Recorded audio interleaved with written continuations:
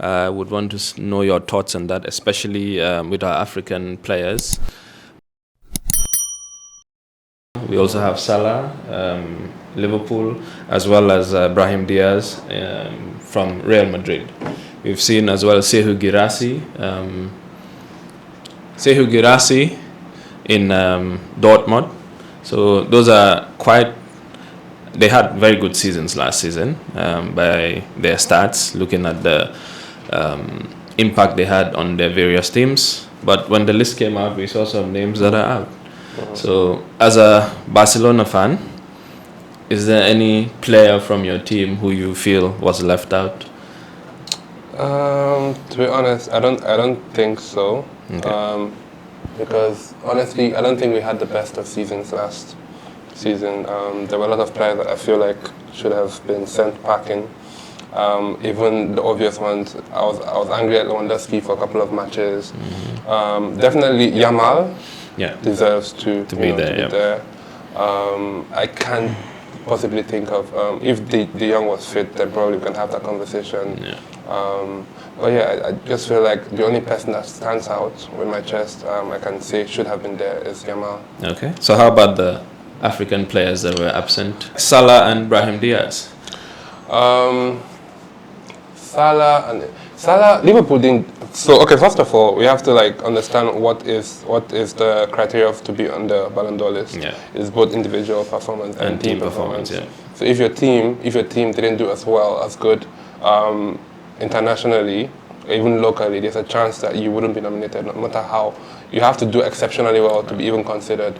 So I don't think Salah, Brahim Diaz, I feel like it's a conversation because he's not even a regular starter for Real Madrid.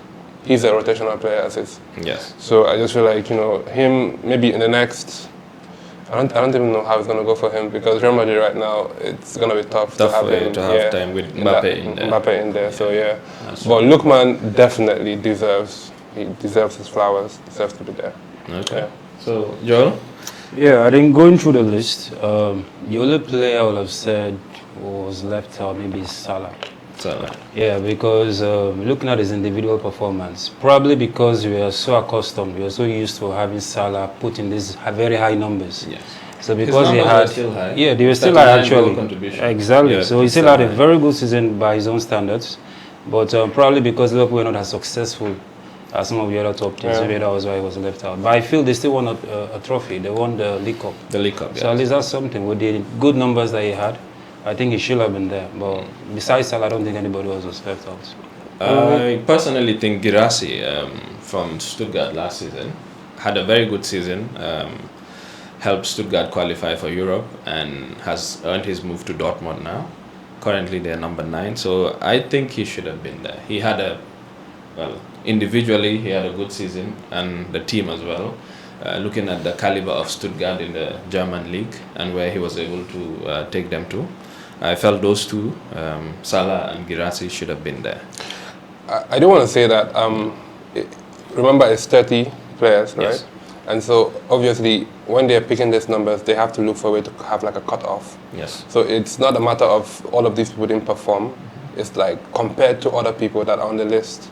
Yes. Now that's an area of debate. Okay. There might be certain players on the list you look at and think, okay, their team had a good season, they had an okay season, but their contribution towards the team's success is not as as profound. Do you have anyone in mind? No. I don't. But I just felt that for Africa and African players, we need more representations when it comes to this Ballon d'Or list. Because if you look at in the years past, an African player, I think only one African player has won the Ballon d'Or since its inception, which is George Weah. Yeah, so the rest would just be, top 3 if you had a very exceptional season. But by the standards, it's mostly the European players and the South American players that are favored a lot when it comes to the Ballon d'Or. That's just my take. We can agree to disagree. Yeah, with the Guirassy issue, it's also what Val said before. They look at not just your individual performance, your team's performance. So I think that was what did not count in his favor. Okay. Stuttgart they didn't win any major trophy. They didn't play with a very top teams, maybe the champion. If maybe they are playing in the Champions League, fine, we'll have still a better chance. So because his team was not up there, but that's why he wasn't considered. But hopefully this year with Dortmund is in the Champions League. If we can replicate the same season he had, maybe he would be considered. All right. Let's now move on to the next point, which is international games. We've seen that the season has just started. We haven't gone up to a month into the new season, and there's an international break. Teams like yourself have gotten really negative, or I would say bad news from the international break. Very bad. Injuries to your team captain, Martin Odegaard, ahead of the North London derby. Other players as well. I think Ake from Man City is also injured. We've also seen certain teams withdrawing their players from international duty, especially their top players. We've seen Cole Palmer not going to the England squad after he was called down. Other players as well declined to go. So what's your take on that? Do you think the international games need to be regulated? Should there be a set number of games that should be played internationally? Because we also need to understand, especially for the African context, that this is where qualifiers are played.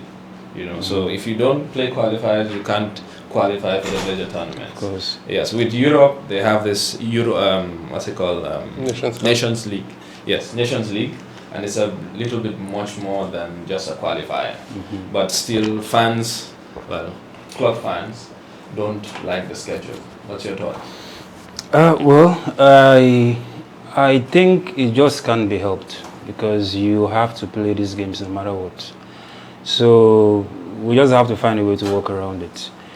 The other alternative is you play the whole league season, and then you now play the international games separately, maybe at the end of the season. But still, I just still feel that's not the best solution. So the current format is okay. What we should rather focus on is try to reduce the number of matches that players have to play in the calendar year. Yes, I think that's a much more pressing both concern. Club and national side. Exactly. Yeah. Because we've seen that injuries impact some of them, especially their club form. You might, your club team is doing really well, and all of a sudden it's international break, your players go, you come back with 3 or 4 key players injured, and then you'll have to now start looking at how to reshuffle your team, and it affects club sides. Not much for the international teams, but it's much more for the club football. Yeah, and that's why clubs are complaining, especially this international break where you had some major players for their clubs getting injured. So the issue would always be there. But I think looking forward, the best thing is to try and see how to reduce the number of games. The less number of games they play, the fitter the players will be, the less likelihood of injuries occurring. Okay. But there's really nothing that can be done. We have to play those games. So Val, possible solutions. Do we postpone the international break or?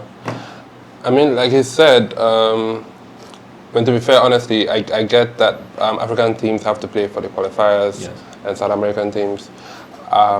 Maybe European teams just don't want to feel left out, and then they have the Nations League. But honestly, it's not much you can do. I just feel like the coaches need to come together and have an honest conversation and try and see a way forward. I'm talking about national and club coaches, because at the end of the day, the players need to be put into consideration. And I think a few players have come out and complained about how intense it is, because honestly, if you've played football before, it's not just the physical part, it's the mental part everything involved.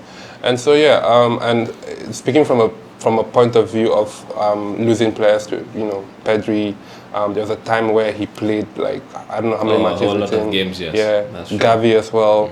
I was even scared for Kobasi when he had to go play for the Olympics. And Yamal as well during the I also think another thing that could be put into consideration is for the younger players to be given a rest, not used so much when it comes to... I think when it comes to younger players and being used too much, I put the blame on the coaches. Yeah. Because Arsenal, you had that issue with Jack Wilshere.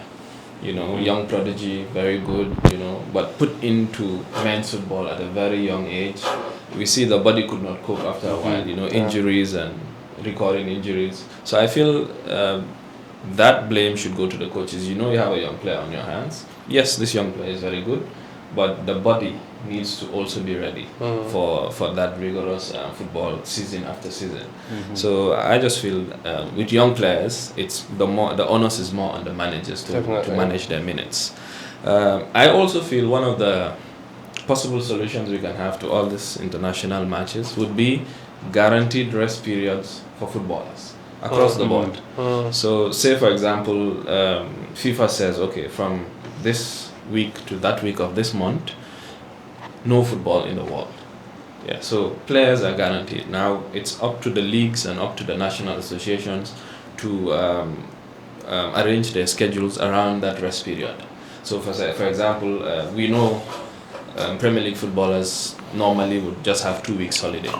You know, after that you're back for pre-season and you're getting ready for the new season. So if you can get like a 1 month period, let's say, where there's no football internationally, you know, and then FIFA regulates its calendar, all the other associations, you know, UEFA, CAF, CONMEBOL, you know, all regulated around that period. I think that would solve the issue. I hear you, but I also do feel like that would bring it up another issue on its own. Which is boredom for fans? Not boredom, forget about the fans. The fans will be fine. It's more like if you've given that gap, you would find that leagues or, you know, would have used that order to try and force more matches. So players might have to play more matches in a shorter period of time. Yeah, but then they'll have guaranteed rest period. Which really some players are guaranteed that because of injuries during the season. You might go sit down for a few weeks or some even months before you come back. But for players who are seldom injured and they're very key and integral parts of both their national and club teams, getting that rest is not easy. I mean, but at the end of the day, does it really solve the problem? Because they have a guaranteed 1 month of rest, but before the 1 month, it's like they have to play more jam. I don't know if you get what I'm saying. So it's like if the government of the country, Gambia, where we are, decides to say, you know what, let's elongate the mid-break. So what will happen is that teachers will realize they only have 2 months as opposed to 3 months. 3 months, you know, have all the syllables. So it's... as a teacher, I know all about that. So gentlemen, I think we can now move on to the next one, which is the new Champions League format. We've seen this advert from UEFA with Ibrahimovic, you know, Seferin and all these old players, you know, legends of these teams. And the explanation there, yes, it's an advert. It's meant for the fans to digest it in a way in which we can understand it. But people are still confused. This new format. Personally, I like it. I love it. You get to have big games, you know, teams playing each other that would normally not meet at the group stage. Normally those teams will meet somewhere in the quarterfinals or semifinals. So I quite like the format. Your thoughts on that, Val? What do you think? I like the format as well. I like the league format. I think, like we were saying, the format was more of like group stage, and then the group stage, most times you're guaranteed that if you have Barcelona, Man City, and then Galatasaray and maybe Copenhagen, you know who's going to qualify. Although Copenhagen did beat Man United. It's Man United. Any team can beat Man United. Yes. Now, so but you know, you already have that, so it sort of took the fun out of it. But now this new format, it's dog eat dog. Honestly, you don't know who's gonna make it out alive. But I do really love it. PSG especially have a really tough group. Very tough run of games. They have money, they'll be fine. All right, Joel, Champions League. I Yay or nay?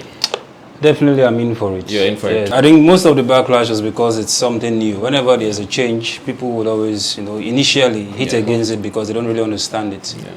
But with time, as people get used to the new format and then they begin to see how it plays out, I'm sure everybody will come on board with it. There was a time as well when Champions League was, I think there were 2 group rounds. The first group stage, after there will be another group stage before you go to the knockouts. And then it was changed, and it took time for people to get used to it. So it's the same thing that's going to happen here. This new format is the World Cup now. We have more teams for the World Cup. So even AFCON too, I think they've also added more teams. It's just more football, more fun, and hopefully we get to have a very good Champions League this season. So, any winners you think? Who or which team do you think this new format suits more? I know it doesn't. Real Madrid are not winning it again. Not Madrid? No. Okay. Definitely not. Why? I just know. I don't have a reason. As a Barcelona fan, you must have a reason. I don't have any logical reason. I just know that they're not winning it again. They're not winning it again. Okay, under this new format. Under the new format, under their new team. Because first of all, now they have Mbappe, which is a good thing. Normally you would think, right? But what they also lack is symbolic leadership. Okay. In terms of who is, especially when it comes to the forward players, they're all young. Oh yeah. So it's Vinicius, Rodrigo, Mbappe. Mbappe, they're all young. Probably same age group, all of that. So there's going to be a rub of shoulders. There's going to be Egos, egos. Unlike when you had the MSN, obviously everyone knew who the leader was. Oh yeah.